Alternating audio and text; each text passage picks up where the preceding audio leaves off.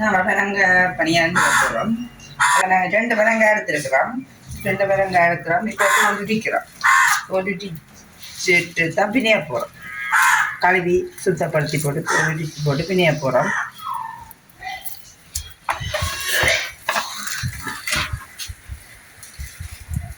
இப்போ பார்த்தீங்கன்னா பனங்காய் பணியான்னு சொல்கிறதுக்காக பனங்காய் எடுத்து பிணைறதுக்காக தோலெல்லாம் உரிச்சு எடுக்கிறோம். இந்த இதுக்கு உரிச்சு வச்சிருக்க பாருங்கள் என்ன மாதிரி இருக்குன்ட்டு. இதுதான் இதை கறந்து களி எடுக்க வேணும். அதுக்காகத்தான் நாங்கள் இப்போ தோலெல்லாம் உரித்து தயார் நிலையில் வச்சுருக்கோம்.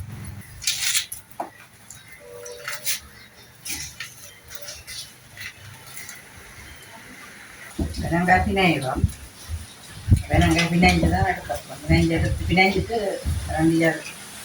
வலிச்சு எடுத்தால் இப்போ பார்த்தீங்கன்னா பனங்காய் பணியான்னு சொல்கிறதுக்காக பனங்காய் பிணைஞ்சு களி எடுக்க போகிறோம். பனங்காய் நல்லா பிணைஞ்சு அதை பிறகு கறந்து களி எடுத்து வடித்து பிறகு அதை காய்ச்ச வேணும். இப்போ பாருங்கள் இப்படி பிணையிறமன்ட்டு பாருங்கள். பனங்காய் இப்படி பிணைஞ்சால் தான் நிறைய களி வரும். இல்லாத களி பெருசாக வராது.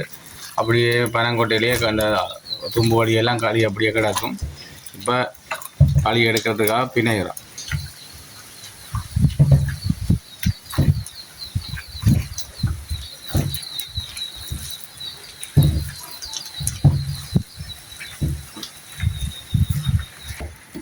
இப்போ பார்த்தீங்கன்னா பாருங்கள் எப்படி பிணைஞ்சு எடுக்கிறோம்ட்டு. இப்படி பிணைஞ்சால் தான் நல்லா நிறைய களி வரும். அப்போ தான் பனங்காய் பணியான்னு சொல்கிறது களியும் அதுக்கேற்ற மாதிரி களியும் எங்களுக்கு கிடைக்கும். பனியளவு நல்ல டேஸ்ட்டாக இருக்கும். ஓரளவு களி சட்டியில் பாருங்கள், ஓரளவு களி சட்டியில் வருது.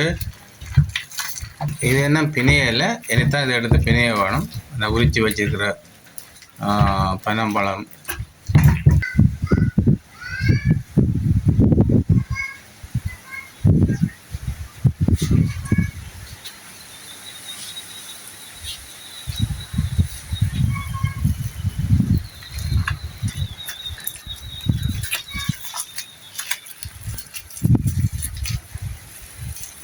பார்த்திங்கன்னா பாருங்கள், பூமரங்கள் பூத்துருக்கு. இந்த பூக்கள் தான் நாங்கள் எடுத்து விழா கொளுத்தும் போது சாமிக்கு வைக்கிறது. இப்படி பாருங்கள் எப்படி பூத்துருக்குன்னு பாருங்க.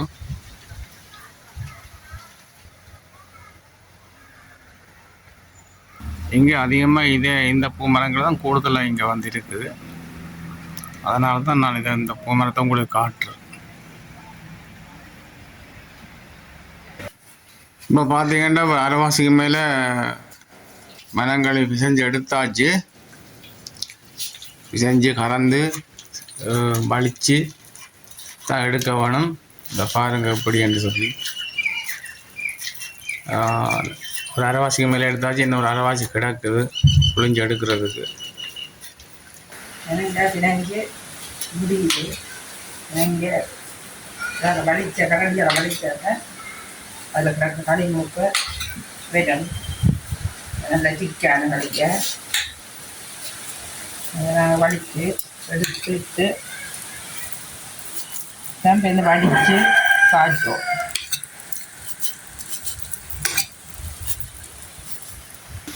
வடித்தா இப்போ களியும் இல்லை. பாருங்கள் வலிச்சு எடுத்தாச்சு. பாருங்கள் பனங்கொட்டையை பாருங்கள் எப்படி இருக்கணும். ஒரு களியும் இல்லை. பனங்கொட்டையில் சுத்தமான பனங்கொட்டை ஆகிட்டு முழு களியும் சட்டிக்கு இருக்க பாருங்கள். பனங்கொட்டையில் இந்த களி முழுக்களும் சட்டிக்காக வந்துட்டு அப்படி வலிச்சு எடுத்தாச்சு.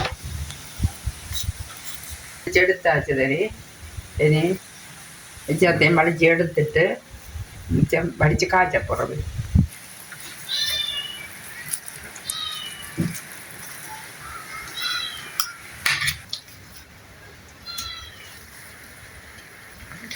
இந்த பார்த்திங்கன்னா எல்லாம் பனங்களை எல்லாம் கறந்து முடியுது.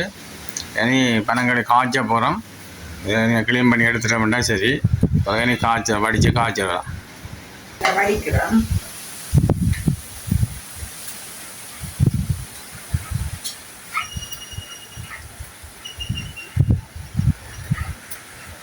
பாருங்க இப்படி இருக்கு. இப்போ நாங்கள் வடிக்கிறோம். நான் கையில் விடலாமல் கரண்டியால் வடிக்கிறேன்.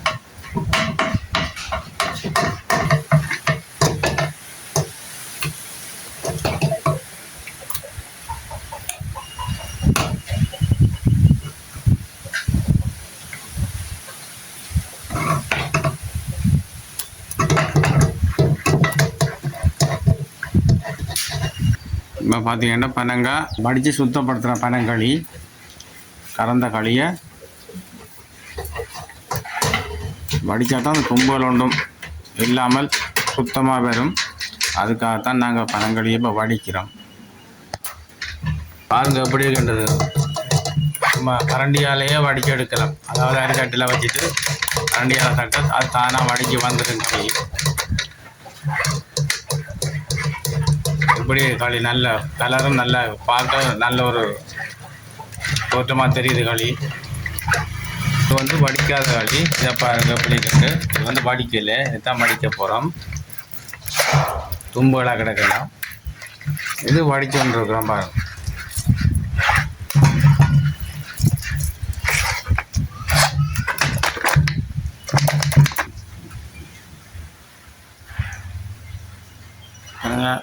களி வடித்து முடியுது. இந்த விடம் வடித்தா சரி.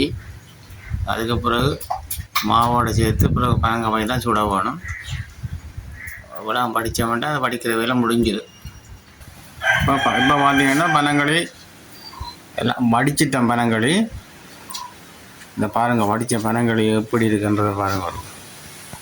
இதை பாருங்கள் எப்படி தெளிவாக ஒட்டு டஸ்ட்டும் இல்லாமல் அந்த தெளிவாக குந்துகள் ஒன்றும் இல்லாமல் நல்லா தெளிவாக இருக்குது.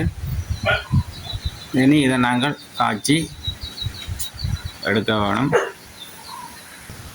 பனங்களி எல்லாம் வடித்து எடுத்துட்டேன். இனி அதை காய்ச்ச போகிறோம். காய்ச்ச போகிறோம்.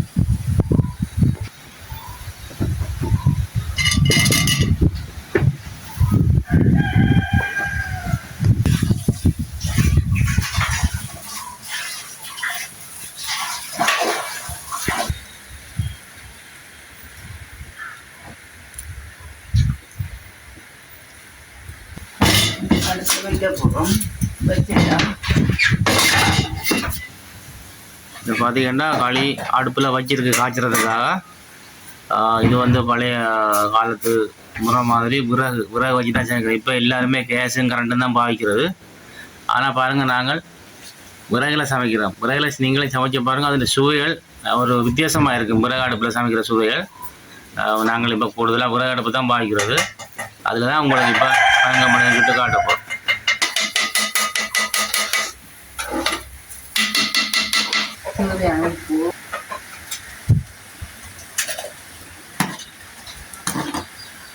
உப்பு போட்டு காய்ச்சி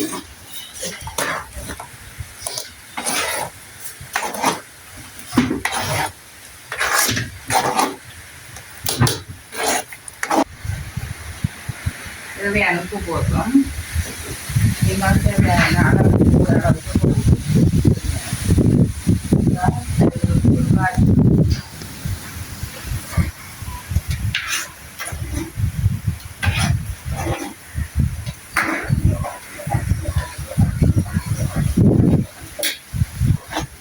காய்ச்சி பழுது களி காய்ச்சிறோம் பாருங்க. உப்பு போட்டு காய்ச்சது கொஞ்சம் காய்ச்சினா தான் அந்த காரம் இல்லாமல் அந்த நீங்களும் இப்படி செய்து கார தன்மை இருக்கும். பனங்காயில் காய்ச்சினா காரம் இல்லாமல் போடும். இல்லை வெனங்காய் சுடுவோம். பார்த்தீங்கன்னா பாருங்கள், இந்த பூ மரங்கள் எப்படி பூத்துருக்கண்டு பாருங்கள். பார்க்க ஒரு நல்லா தான் இருக்கேண்ணா. சும்மா பூக்கள் சின்ன சின்ன பூக்கள் தான். ஒரு அழகான மரம் என்று தான் சொல்ல வேணும். பார்த்தீங்கன்னா இதுதான் திருகணை. இது வந்து பனைகளை பின்னி எடுக்கிறது. இதுகள் வந்து இந்த பாத்திரங்களை வைக்கிறதுக்கு விழாமல் இருக்கிறதுக்காக இப்படி ஒரு திருகணை பின்னி எடுக்கிறது. இப்போ எல்லோரும் குறைஞ்சி போச்சு. முந்தியண்டா அதிகமாக எல்லார் வீட்டிலையும் காணலாம். இப்போ சரியான குறைவு. இப்போ எல்லாம் நியூ மாடலாக எல்லாம் புது டிசைனில் எல்லாம் வந்த பிறகு இந்த பழைய கால திருகணை எல்லாம் மறைஞ்சி போச்சு. இருந்தாலும் நாங்கள் இந்த திருகணை பாவிக்கிறோம். காய்ச்சி முடிஞ்சது. இறக்க போகிறோம். எல்லாம் காய்ச்சி பட்டு போகுது பாருங்க. எல்லாம் காய்ச்சி பட்டுட்டோம். நீங்களும் இப்படி காய்ச்சி பனங்காயை கறந்து பனங்காய் அப்படி அஞ்சு பிடிச்சா அப்படி பாருங்கோ இப்படி இருக்கிறது. இப்போ பனங்களி எல்லாம் காய்ச்சி வச்சு இறக்க போகிறோம். இந்த இறக்கப்படுது திருகணையில் வச்சுருக்கிறோம். பாருங்கள், திருகணையில் வச்சபடி அப்படி ஆடாமல் ஒரு சீக்கிரம் இல்லாமல் சட்டி அப்படியே இருக்குது திருவண்ணையில். அவிச்சமா ஒன்று ரெண்டு அவிச்சமா எடுத்துருக்கோம். அது கடவான தேவையான சீனி இனிப்புக்கு ஏற்ற மாதிரி போடலாம். அதுக்கு தேவையான அளவு உப்பு, உப்பு நாங்கள் அதுக்கு போட்டு காய்ச்சினாங்களானே. அப்போ இதுக்கு லைட்டாக இந்த சும்மா சுவையை கொடுக்குறதுக்காக இதுக்காக இந்த உப்பு அளவான உப்பு எடுத்துருக்குறோம். உப்பு சுவைக்கேற்ற உப்பு போட்டுதான் 3 சுண்டு மா எடுத்துருக்குறோம். களியை விட்டு நாங்கள் 3 சுண்டு மா எடுத்துருக்குறோம். அதுக்கு ஏற்ற இனிப்புக்காக சீனி போட்டுக்கிறோம். தேவையான உப்பு இதை 3ஐயும் கலந்து களியோடு கலந்து இனி அதை குழைக்க போகிறோம். இந்த பாருங்க, களியோட களி கலவிட போகுது. நாங்கள் களி விட போகிறோம். இதுக்கு தேவையான களி விட போகிறோம்.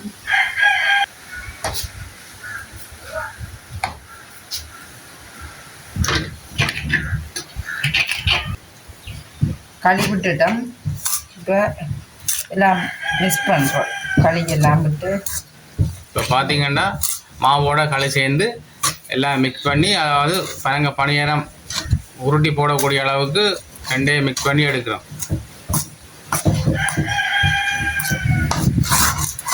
களியும் மாவும் சேர்ந்து எப்படி இருக்குன்னு பார்த்தீங்களா? எப்படி குழவிடுது. இப்படி தான் உருட்டி குழச்சி எடுத்தால் தான் ரெண்டு சரியாக கலப்பட்டு ஒரு சரியான ஒரு கலவைக்கு வரும்.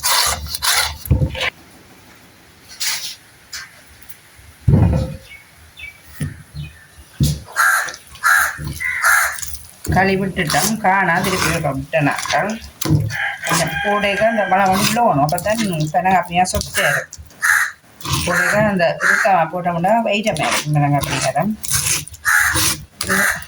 கூடைக்கு ஒரு டப்பில் பண்ணி விடணும். பெனங்க அப்படியே இப்போ நாங்கள் உருட்டி போடும்போது கையில் இருந்து வேகமாக கலண்டு அந்த எண்ணெய் சட்டிக்கே விழணும். அப்படி விழுந்தால் தான் அது ஒரு பணியான சுவையாயம் இருக்கும். அந்த கலவை ஒரு சரியான கலவைன்னு சொல்லலாம்.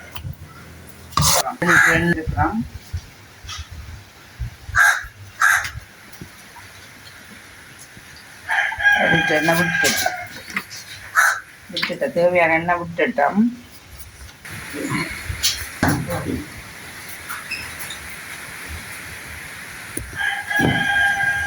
சரி போடுவோம். உப்பு போட்டால் இவ்வளோ ஒன்று சிறகா பண்ணி நம்ம டாக்டர்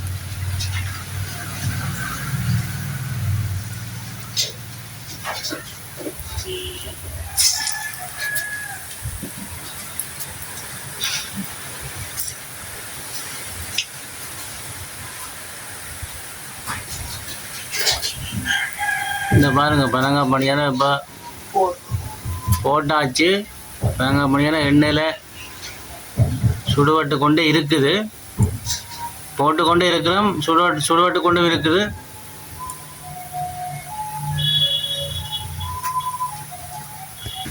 இப்போ பார்த்தீங்கன்னா ஒரு அடுப்பில் பனங்காய் பணியாரம் சுடுறோம். இப்போ போட்டு பனங்காய் பணியாரம் கொஞ்சம் கலர் மாறி கொஞ்சம் பனங்காய் பணியார கலருக்கு வருது.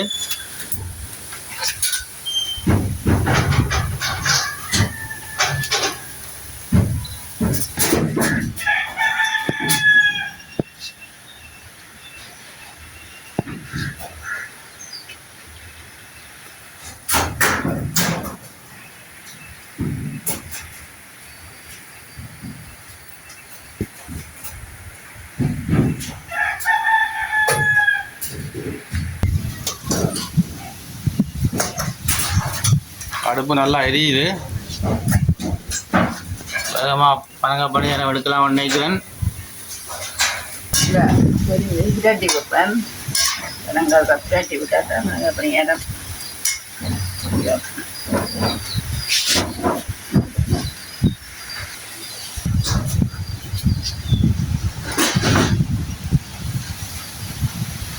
அடுப்பு நல்லா எரியுது. பாருங்கள், புறாவெல்லாம் ரெடியாக வச்சுருக்கிறோம். இந்த புறாவில் தான் நாங்கள் இப்போ பனங்காய் பணியாரம் சுடுறோம்.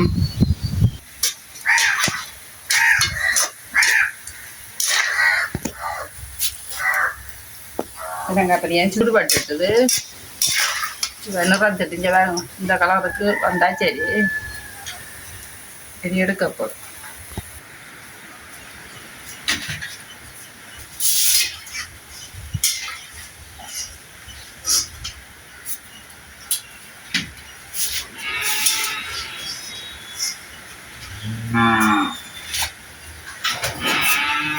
இந்த ஃபர்ஸ்ட் டைமாக போட்ட பணியாரம் எல்லாம் சுடுபட்டு இங்கே பெட்டிக்கு வந்துட்டுது. ஃபர்ஸ்ட் டைம் போட்டதெல்லாம் பெட்டிக்கு எடுத்துட்டோம் ஒரு டேனுக்கு.